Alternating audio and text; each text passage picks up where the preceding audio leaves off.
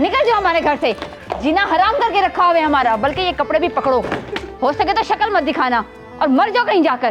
तुम्हारे बाप की उम्र का हूँ बेटी मैं, कुछ तो लिहाज करो, इतना जुल्म तो न करो, मुझे मेरे ही घर से निकाल रही हो।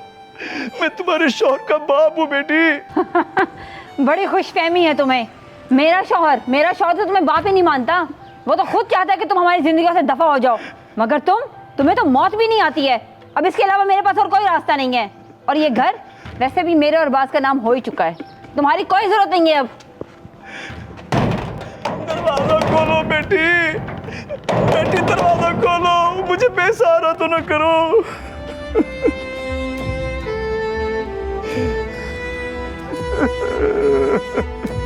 जान छुट्टी बुढ़े से।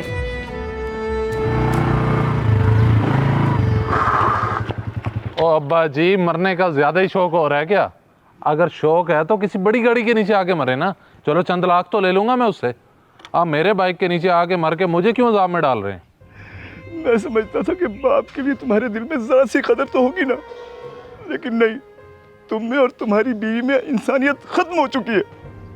बहुत जुल्म कर रहे हो तुम मेरे साथ। हाँ, सारी बात छोड़ें, ये बताएं, ये बैग लेके आप हमेशा के लिए जा रहे हैं ना? दोबारा लौट के तो नहीं आएंगे? मैंने तुम दोनों मियाँ बीवी का हर जुल्म ज्यादती बर्दाश्त की है, मगर आज जो मेरे साथ सलूक हुआ है ना, वो मैं मरते दम तक नहीं भूलूंगा, नहीं भूलूंगा। कुछ भूलें या ना भूलें, बस एक छोटी सी मेहरबानी कीजिएगा। इस घर का रास्ता हमेशा के लिए भूल जाइएगा, दोबारा लौट के मत आइएगा।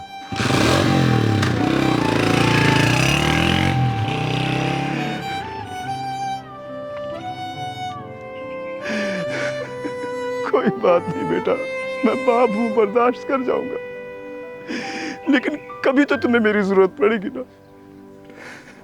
वाह बेगम वाह, जो काम मैं इतने सालों में नहीं कर सका तुमने एक दिन में कर दिखाया। वैसे कैसे निकाला अब्बा जी को?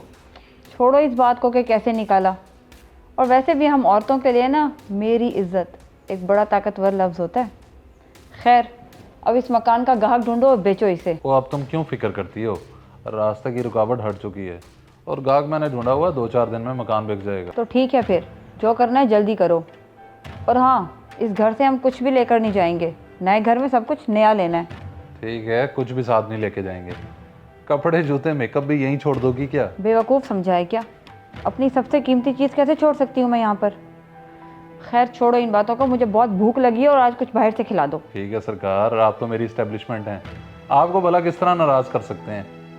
ठीक है, आए चलें। कुछ ज़्यादा ही चापलूस नहीं हो गए तुम? चलो।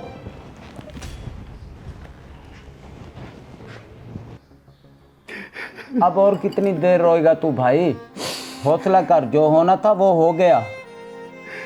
तेरी कोई औलाद नहीं है ना, इसलिए तुझे क्या पता कि औलाद के दिए हुए जख्म कितनी अजियत देते हैं। अगर औलाद ऐसी होती है तो अच्छा है मेरी कोई औलाद नहीं।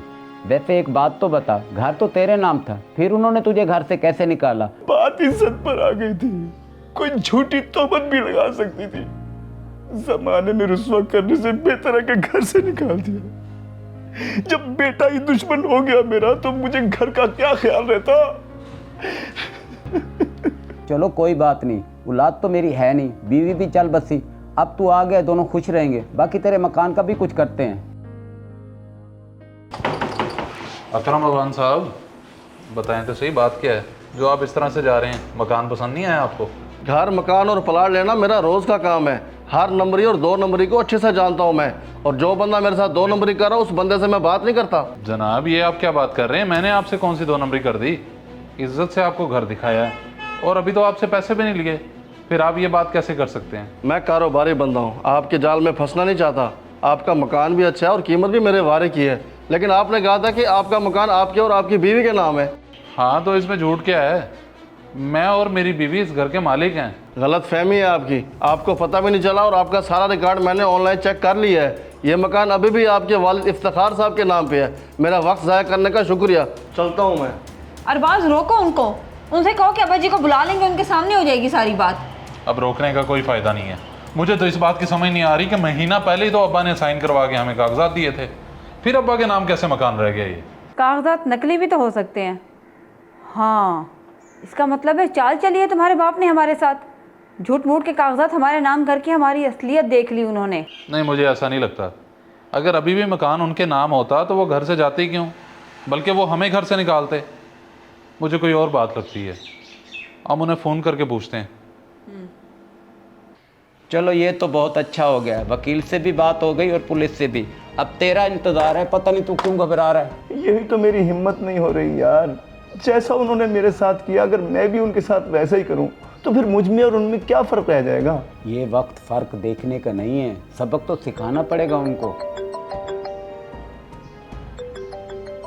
लो, उस बदबख्त को याद किया और उसकी कॉल आ गई। हेलो, अब किस लिए की ये कॉल? माफ़ कर दें अब्बा जी, हमसे बहुत बड़ी गलती हो गई। आपकी बहुत याद आ रही है। आप बताएं हैं कहाँ, मैं आपको खुद आके ले जाता हूँ। नहीं नहीं नहीं, तू तकलीफ ना कर और ना ही मेरे लिए परेशान हो। मैं जहाँ भी हूँ बिल्कुल ठीक हूँ। अगर तुझे मेरी याद आ रही है ना तो फिक्र न कर, मैं खुद ही आ जाता हूँ, क्योंकि बाप हूँ ना, तेरे बगैर रह भी तो नहीं सकता। चले, ये तो बहुत ही अच्छा है, आप खुद ही आ जाएं। आपकी बहू ने आपकी पसंद का कीमा मटर बनाया है। जी जी, आ जाएं।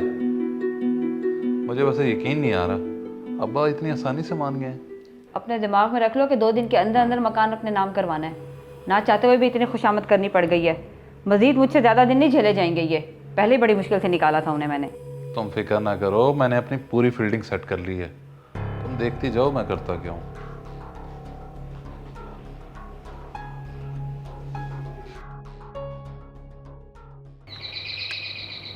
लगता है अब्बा जी आए हैं।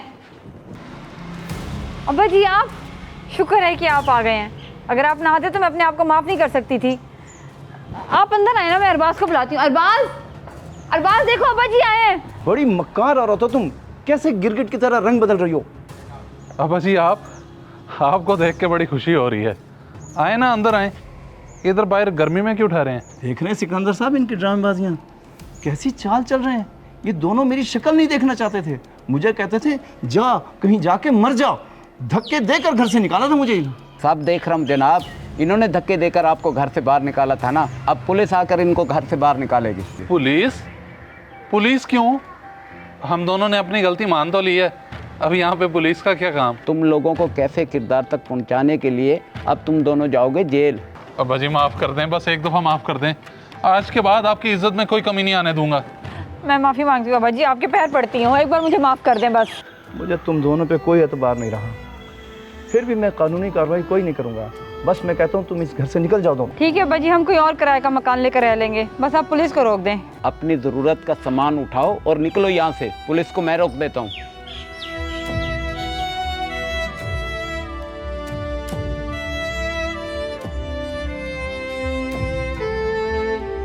इस वीडियो को लाजमी शेयर करें।